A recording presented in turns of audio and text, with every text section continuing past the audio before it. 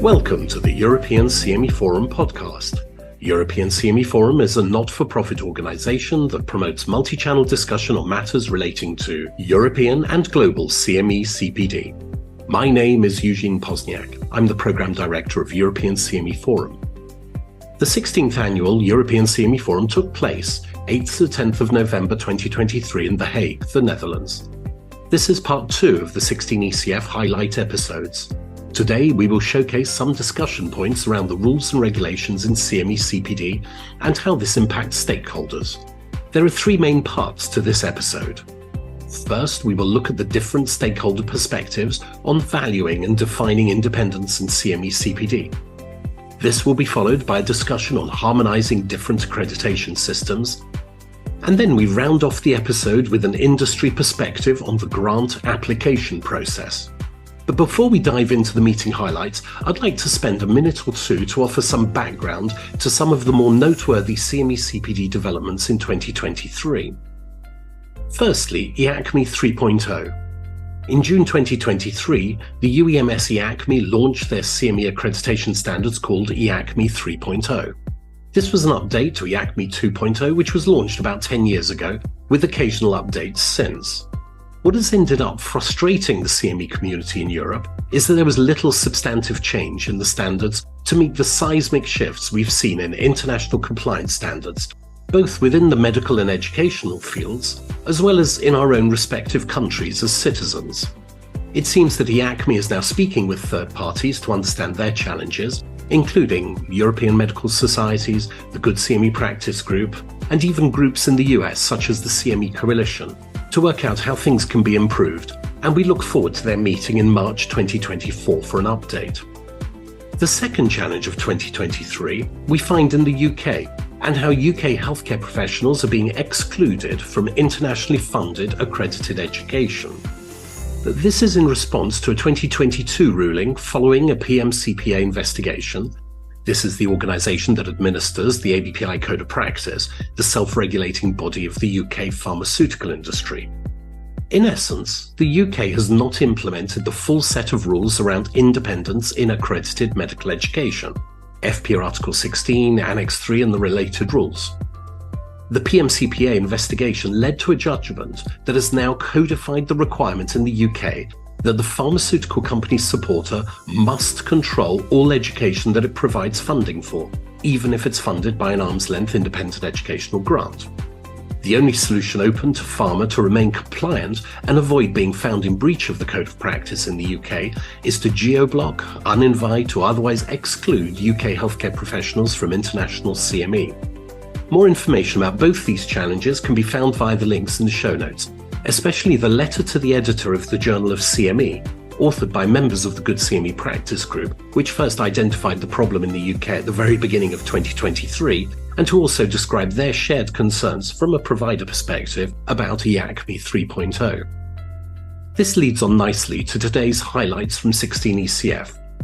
One of the key themes of this year's meeting was valuing and defining independence in medical education. In our first clip, Sophie Wilson, a CME provider, outlines how different rules around independence have caused issues in Europe.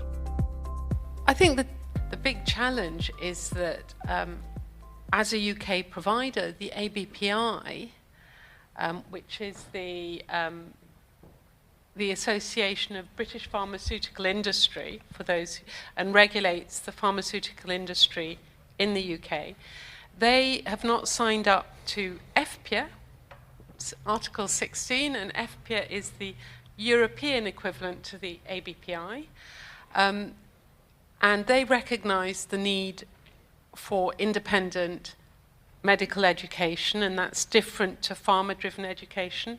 And it's nothing to do with quality, both can be high quality, it's just to do with perception and transparency. So the ABPI did not take on all of the FPA recommendations about independence, and as a result, if you're now a pharmaceutical company and a provider working in the UK, if I get funds from a UK pharma company, ABPI wants them to review my content, because they're responsible for the content, because the independence wasn't clearly taken over. But if they review my content, then I break all the rules for CME. So that's the issue in a nutshell.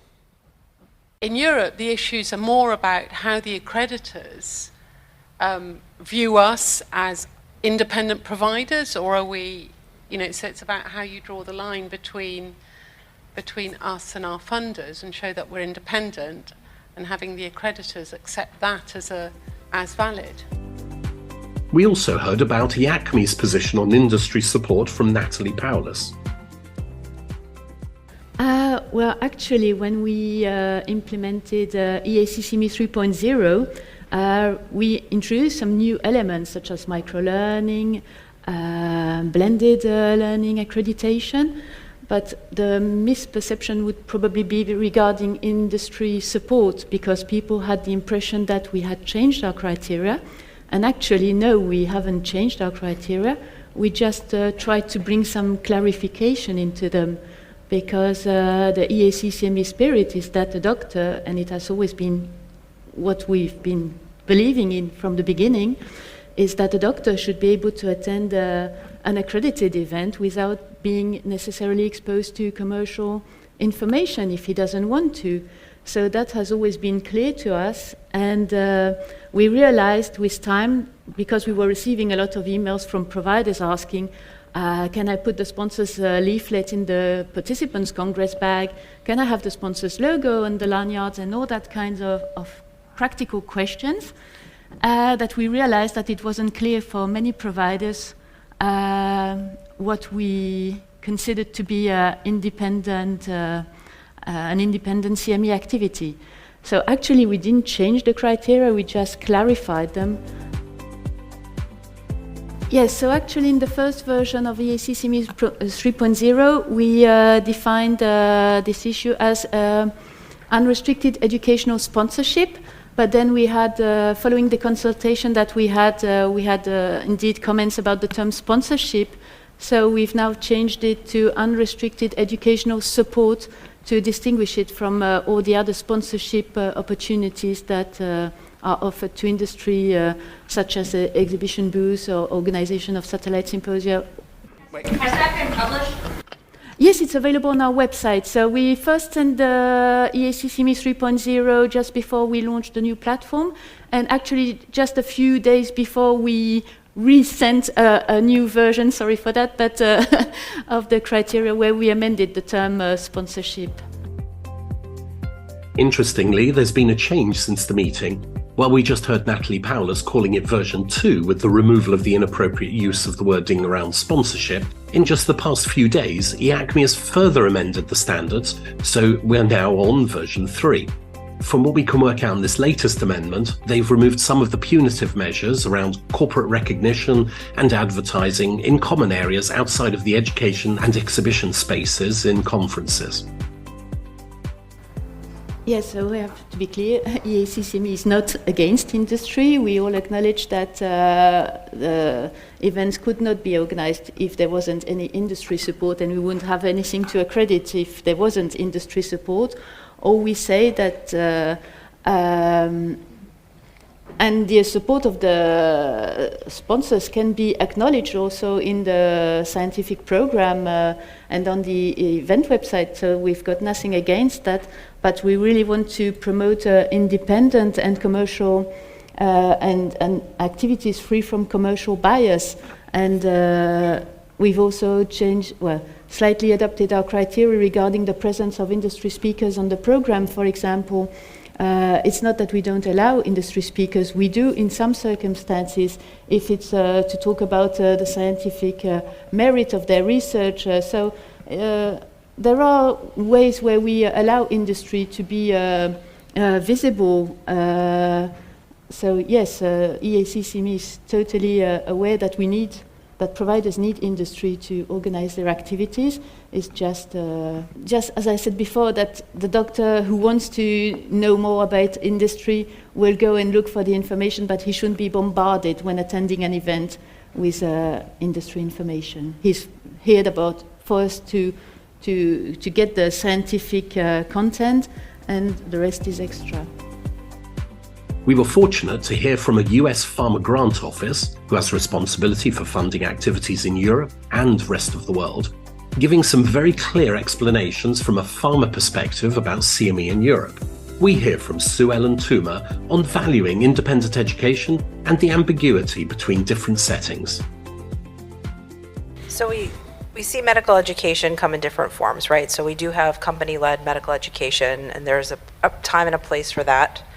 But we also value, and that should be evidenced by the fact that there's a team of 20 people at my company who do only independent medical education grants. So it's valued, it's part of the overall plan, but it's distinct and separate. However, what we have to do, and some of the challenges, is really it ends up looking internally, which is because of, say, this example, on the face of it for a HCP, but even some of our colleagues internally, they can look and feel very similar. So then they become confused as to, okay, well, what is the difference between company-led and independent medical education? They look and feel the same, and so then there's a lot of education that needs to happen internally about what the difference is, what value each one brings, and it's complicated by the fact that in Europe, there are different accrediting bodies with different standards. Company-led education could be accredited as well. So, in the US, we have a very, very clear model. We have government regulations, we have ACCME accreditation standards that both lift up, and funders who value independent medical education and are willing to, they enforce all of those things. So all three together kind of lift up the value of independence. Move over to some other areas, it's ambiguous because each of the three have different interpretations. So from the provider side, from the accreditation side, and from the pharma side, there are different standards. And so it gets very muddy as to, is there a value for independence or is there not? And is one upholding it, maybe the others are not. So if the whole structure really isn't in place, it's not necessarily going to be priority on the situation you're talking about. So that's why it varies so much. Okay, thank you. That's clear. And is this do you feel from your perspective, is this something that's getting more muddy and more complicated and more of a headache, or has it kind of always been pretty cut and dried in the US and a bit of a mess when you come over to Europe?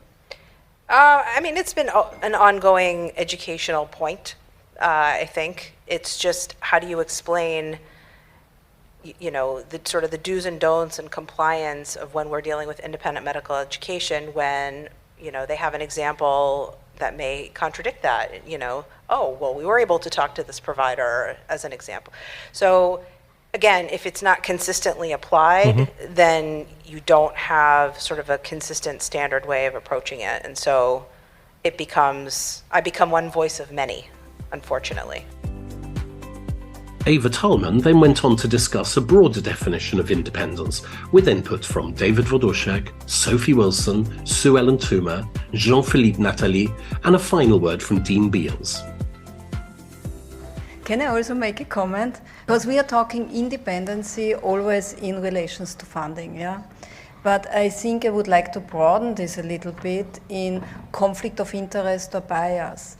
And even an independent program, depending on the faculty, could have a bias or conflict of interest, depending on who the speakers are. So for instance, I certainly have a bias because I was working 32 years in the industry. So that's a bias I have, yeah. I certainly have a bias because I always tried to get as many women in faculty as men. So I always was for gender parity. It was very important for me. That's a bias for me, yeah. So you could have somebody who is the chair of the guidelines of a society. This person might have a bias, yeah. So I think we are kind of focused so much on the funding, but maybe we also should start to discuss it a little bit broader. So what we see currently is, first slide is, I received a grant from A, B, and C. I was a lecturer for company ABC, etc., etc. But we don't really see I'm also on the board of, you know, my institution. I'm the chair of guidelines. I'm actually in the committee for women for oncology, etc., etc. But all this, is influencing also how we interpret data, how we look at stuff, how we argue. And I think we need to be a little bit more broad and be fully transparent. Thank you. That's great. But that's part of the accreditation process. To resolve or mitigate any conflicts of interest. Now, if their standards are different from accrediting body to accrediting body, that's a different story. Can I just support what Eva just said? I mean, in the sense that biases have to be acknowledged. It does not necessarily have to do with accrediting a particular session, perhaps just spreading the culture that what all possible biases are, which should be listed. One good example that I have noticed in one of the lectures we had in a small symposium, and there was a surgeon, and his first bias was private practice, which was very honest, you know, and it is a bias. Thank you. That's great. And I think as providers, we have a responsibility when we're inviting our faculty. Even before we invite them, we should go through some form of vetting to make sure that whoever we're inviting is relevant, is appropriate for that education. And then we need to mitigate the bias. And so once we've invited them, we also need to then ask them for their potential conflicts. And I think you're right, Eva, that should be more than just, I'm a speaker for X company. It should be all those other things, guideline committees, etc. And then we have to mitigate. And sometimes, I mean, we have had faculty, we've said, actually, I'm really sorry, we're going to have to find somebody else. And I think as providers, it is our responsibility to do that. As an accrediting body, in France, we assess every CPD provider and every CPD activities. And we asked for a CPD provider and for each CPD activity to disclose interest. And in France, we make a difference between links of interest. They could be conflict of interest.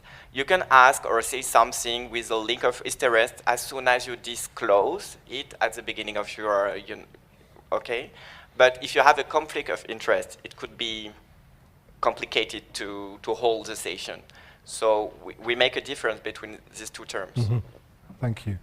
One of the challenges, I think, is the people that we want to invite, the experts, are the people that have in some ways the most conflicts, right? Because they work with everybody, they know the material. So I think the solution is sunshine. Make that aware, make people aware to what Eva was saying before, make the learners aware of all of their conflicts, because nobody is conflict free. Everybody has a point of view about something, and there's no way, and why should we just mitigate based on the fact that they are a speaker for a pharmaceutical company, for instance? There's so many other biases, there's so many other things. Just make the learners aware of it, and I think that will go a long way to at least solving part of the problem. Another important topic at the meeting was about the rules and regulations around accreditation. In this next clip, Kate Regnier of the ACCME and Reinhard Griebenow of EBAC discussed the International Academy for CPD Accreditation and the prospect of harmonization of accreditation systems internationally. I have been surprised at the continued lack of standardization of the accreditation models.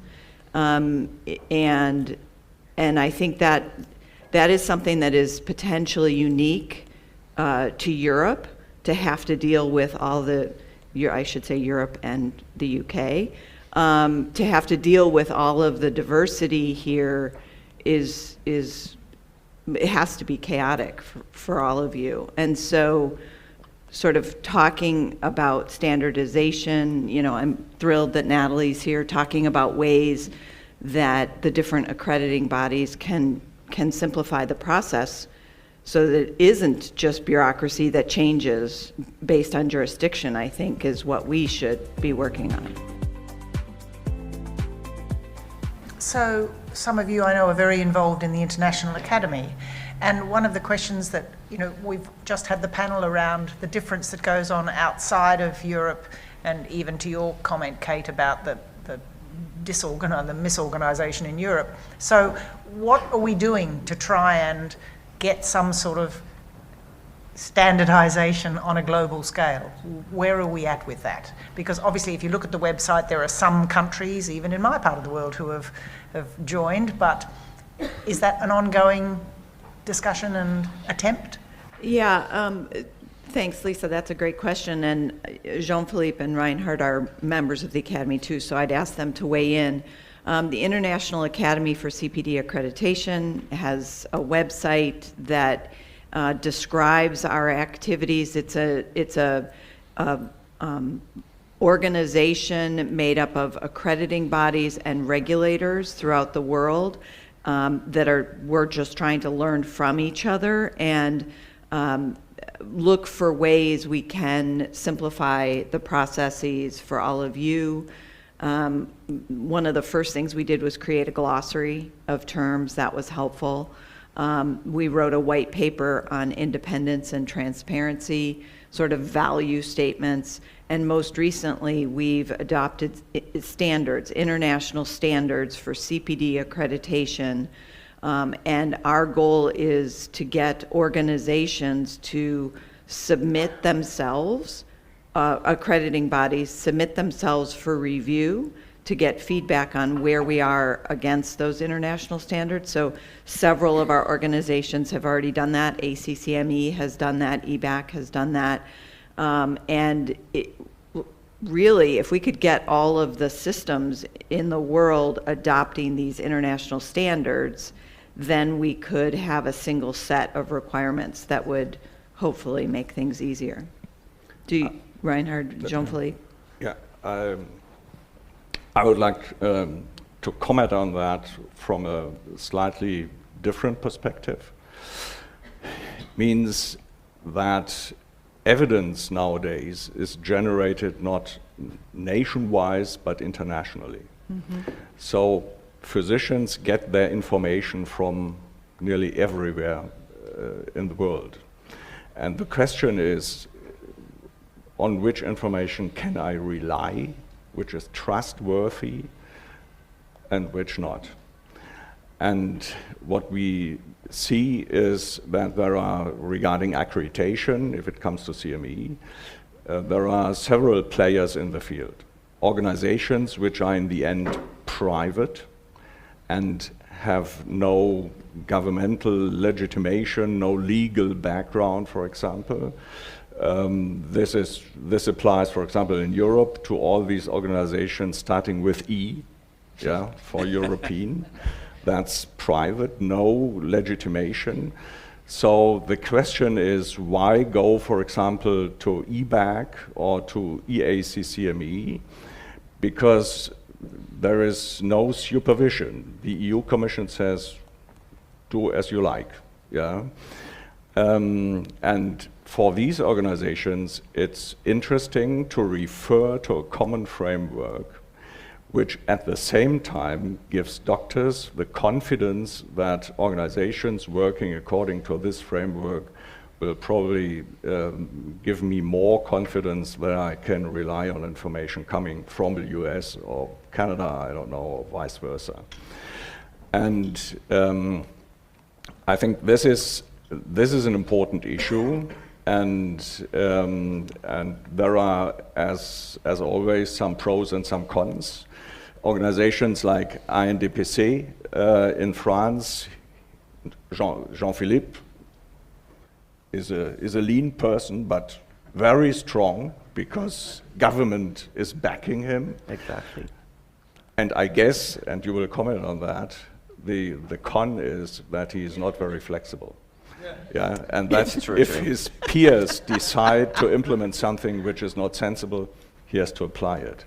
And I think the beauty for organizations like EBAC is that we think we have a good concept, and we have discussed that with others, and it complies with the standards. We can implement it, maybe not tomorrow for technical reasons, but very, very quickly. Nevertheless, whether it takes longer or you might be able to follow this process quicker, I think this is not about creating a new organization which has power. The International Academy is a completely informal gathering. It has no legal status, so we have to come to a consensus and stick to that. And if this happens, I think this is much more valuable than being forced by, I don't know, WHO or UN or whatsoever. For those of us that have relationships with the accreditors in our countries, we should really be encouraging them to come to you. For sure. Got it. For sure. Definitely.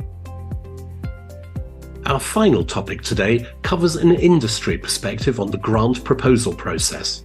This next clip features Lawrence Sherman in conversation with Sue Ellen Toomer on her tips for how education providers can approach supporters and writing proposals. So what's the best way for a provider to walk up to a supporter? Not to you, Sue Ellen, but to a supporter that maybe they don't know? So I would start first with going on their websites. Now, I'll say again, not again, the first time, and I'm sure it'll come up again and again. So my initial training was in the US, very, very, very focused on the US, and that's where you'll see many of the grant offices actually are, but they're responsible for US plus, whatever that might be. And maybe in country, any country outside of the United States is managed separately, as an example. But if they have a website, go to it, read it. If they have a portal, sign up. There will be information on that portal whether or not you submit a grant. Read it. I can't say that we make it easy. Every portal is different. Every legal and compliance in a company is different. Some people ask for attachments, some people don't. Some have character limits, some don't. But all I can say is that, if you're asking for financial support, be ready to have to pivot and change your application that you probably are intending to send to 3 or 4 or 5 supporters. You're going to have to modify it. It is kind of just the nature of the business that we are in. So you do have to follow and be very considerate of that. In terms of communication with people like me, so people who are sitting in the grant office, that's something you're just gonna have to ask and be respectful of the fact that some may not want to talk to you at all. And it could be I was with a company that was under a CIA. We couldn't talk to anyone. Before, after, feedback, no feedback, we couldn't give anything. So really understand and respect that.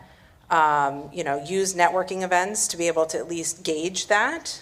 And then that's how you kind of move forward, is to be able to understand how much information you can and cannot get. Can you just explain a CIA? Not everybody may know what that is. Yes, so a CIA is a corporate, oh my God. Corporate integrity. Thank you, many abbreviations. And so if there are findings, a company is put under that, which then becomes, and it could be because of other reasons, it could be because of violations that have happened somewhere in the company, which then requires that company to then reassess what they are doing and go through a period of remediation before they're able to come out of that CIA. And so usually one of the things, because funding is a very regulated and very sensitive topic, it is one area that's always going to be looked at, always part of audits. So in that situation, there may or may not have been findings, I can't remember. I wasn't there for the actual when the decision came down. But we became very closed in because they wanted to sort of eliminate all the areas of potential risk while they are trying to sort of reassess and decide how they're going to conduct business. So So it may be that you'd love to speak to people, but you can't. Correct. And so it has to be an understanding. Yes. So what are 3 things that our non-US based folks and our US based folks should consider including in a proposal if they've never received funding from a company before? What will let them stand out to a you? I think that was a question that sort of came up before. Yes, so I'll answer that, but I also want to hear from Allison too, So do I. because, you know, being the one who's submitting to all of these companies, I mean, if I'm missing something, let me know. So first is a solid proposal. I do not want a 70-page proposal, please. The volume of work we already have is very difficult. So, and I wish we could have had Celeste's and Sophie's workshop at another time, because I think if you don't understand or feel like you're comfortable in what a proposal should have, I'm sure that would have been a great workshop to go to. So really be clear and concise in what you're presenting. Please give us, a top-line summary, because we need that for our grant reviews and to share with our committees. Needs assessments. They are not literature reviews. This is not going for submission in a journal, so I don't need a therapeutic area landscape for the last 25 years. I need to understand that the justification for why you're proposing this education. Bring in literature and data and information that you're pulling in, but bring in your proprietary information, the survey data you get, feedback from faculty you've worked with, outcomes. All of those, there's so many sources of information, not just what's been published in the literature, and it should be concise. Secondly, kind of to that, geographic scope.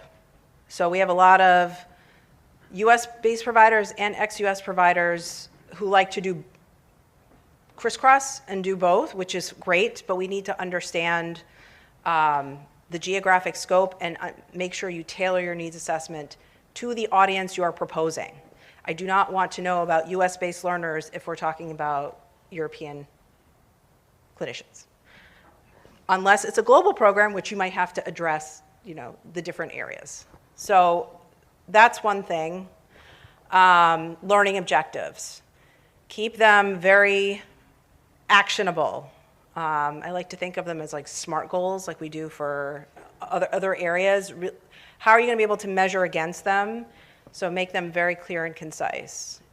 And I think, the rest of it, that's why I don't need a 70-page document. I do need to understand how you choose faculty, not necessarily who they are, but what you do to consider faculty, budget, what's your format look like, and how is that format of education you're proposing make sense for what you're doing. I do not expect that you're going to get the highest level outcomes for a 15-minute video. Do you know what I mean? So you have to be able to realistic goals and realistic expectations with what you're proposing to what your outcomes are going to be. We conclude this segment with some final thoughts from Sue Ellen Toomer on what she feels should be avoided in grant proposals. Well, I'll say this, which is to kind of go back to the point we were just talking about. In my experience, actually, RFPs are less common, but I know some companies really operate that way to help manage. So they're looking at grants for a specific area all at one time. So right now, we definitely, in the company that I'm in, we definitely work on a more rolling basis, so as needed. So for me, where I am on our team is really looking at now at the more global related applications. So across therapeutic areas and areas that we actually look outside of the United States, primarily it's in the US. But for me, what I'm looking for in those areas is understanding really how you're addressing needs regionally or by country, and really making sure that it's not, as an example, perhaps a US-based company giving me a US-based needs assessment for a US-based activity, but with global distribution. it's not going to make any sense. You really have to think about who your audience is and understand that I need to understand from you what the needs and the gaps are locally, where you're hoping to really reach an audience. And then also understanding local and regional regulations too. So when we're talking about many of the activities that we see supported, they can be accessed by anyone, anywhere in the world.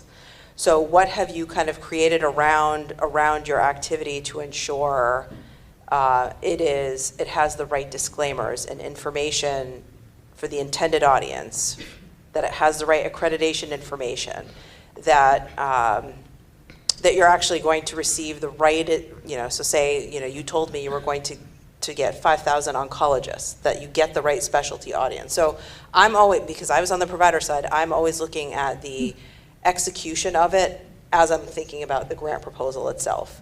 And really, how well is this proposal going to translate into an actual program? So as we get more, a lot of these US grant teams are now looking at more ex-US or US plus applications.